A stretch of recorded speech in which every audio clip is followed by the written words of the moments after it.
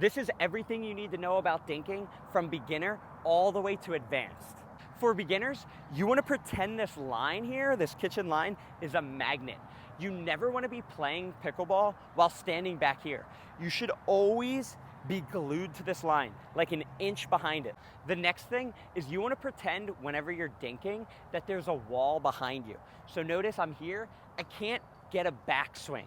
That means everything should be out in front, super soft. If I try to go back, I'm hitting the wall. Same thing applies when I'm on the line here. Everything should be like this. I should never be back here. If I do that, it's wrong. This isn't tennis. I never want to hit the ball. I want to let the ball hit me. What does that mean? If I'm going to dink, watch my wrist here, I'm never flicking it going like that. I'm always just moving my paddle in this motion, and I'm going to let the ball hit me instead of me hit the ball. For how tight we should be holding the paddle, we should never be squeezing it like this. We want to pretend there's a scale from 1 to 10, 10 being super tight and 1 being really loose. We want to hold this paddle about a 3. If we're holding it super tight, the ball is going to pop up and let our opponent slam it on us. When we're holding it really loose, it's going to absorb when it hits the paddle and make for a softer shot. Now for your footwork, this is going to be like no other sport. You should only be moving 1 foot at a time. If you're doing this, it's wrong. The movement should be like this. Step, step. I'm always moving 1 foot. I am never moving both feet at a time. You're probably thinking, that doesn't make any sense. How can I get a ball that's far away? I'm gonna tell you. Whichever foot you step with, so let's say I step with my right foot here and I can't reach the ball, we wanna pretend our other foot, so my left foot, is an anchor. What does an anchor do off of a boat? It drags, okay? So the ball's over here, I'm stepping and dragging. The reason I do that is so I can push back off of this foot. If I were to just go with 2 feet and hit the ball, I can't get back in time. Now for the intermediate skills, while we're dinking, we want to try to take every ball out of the air possible. Meaning I want to be leaning forward with my paddle out in front, and when my opponent hits it, I should be trying to hit it back out of the air and getting it to land in their kitchen. How do you gain an advantage? The ball when you're dinking is moving so slow. The way you gain that advantage is by taking time away from your opponents and by gaining time for you. So if they let the ball bounce, they hit it to me, and I get it out of the air, if our time's like this, I'm getting more time and they're losing time. So that's how we want to think of every point in pickleball. I'm going to demonstrate everything that we just went over so far. So when I dink with him, I'm leaning forward, I'm trying to get those balls out of the air. When I step, I'm dragging my foot, everything is slow.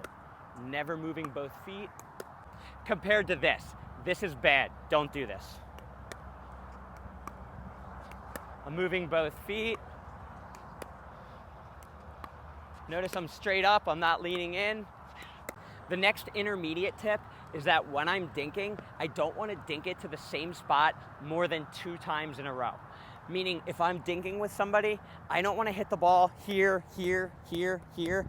I want to hit the ball out here, then here, then here. I just want to keep changing it up. The main thing that we're trying to get out of this is even at the pro level, this is the kill shot right here. It's so simple, but it makes sense with dinking. As soon as my opponent gets me to hit this shot, this is what everybody struggles with. So the little trick is to bring them out wide, maybe 1 or 2 times, and then once you get them leaning this way, throw the next ball here. You want them to hit this backhand like this.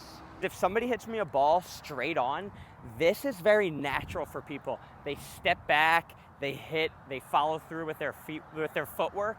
But when you're doing that on their backhand, what people tend to do is they just reach like this. They never create space and hit through. I'm gonna demonstrate with my partner here. So he's gonna bring me wide on 2. 1, here we go, bringing me wide, 2. His next ball's making me hit that. That is a super awkward shot. This is the advanced / pro tip that you have to know if you want your dinking to get to the next level. There's 2 types of dinks. There's something called a push dink and there's something called a dead dink. I'm going to explain each of them now. I want you to look at this kitchen line here and put 1 foot in it. When you put one foot in it, I want you to draw an imaginary line all the way across the whole kitchen and color in all this space here like this. When you do that, this area here is called the pressurized zone. What does that mean? All of the balls landing in this pressurized zone is called a push dink or an aggressive dink. If the balls are able to land here, it's gonna cause indecision in my opponent's head. Do I get it out of the air? Do I step back? Do I let it bounce? It just gives me too many options. If we put our balls there, that's gonna cause more errors for our opponents. Now on the other side of this line here, this imaginary line, is called a dead dink. Why is it called that? If the ball is able to land on this part of the court, so just in front of my foot, it means that there's nothing on the ball for it to be aggressive. It's landing and it's pretty much dead. I get to dictate the point. So if somebody's dinking me balls landing like that, I can speed it up, I can use deception to hit it into a different spot. I have so many options. At the pro level, the pros don't miss dinks. So all their dinking is all pressurized, going back and forth in this area until they get a ball that's a dead dink, so meaning landing here, and then they try to speed it up. But if you watch rec players or low level, all of their dinks are landing here and they don't do anything. They just lollipop it back and forth. With the pros, all the balls are coming in sharp until one's dead and then it gets sped up. This is the difference between the two. This is a dead dink. This is a dead dink. Now watch these. This is a pressurized dink. This is a pressurized dink. See how much sharper they are? It's gonna make my opponent have way more stress and pressure on them compared to my dead ones that can just get annihilated by people that have control. Make sure to share this video with somebody that doesn't understand dinking.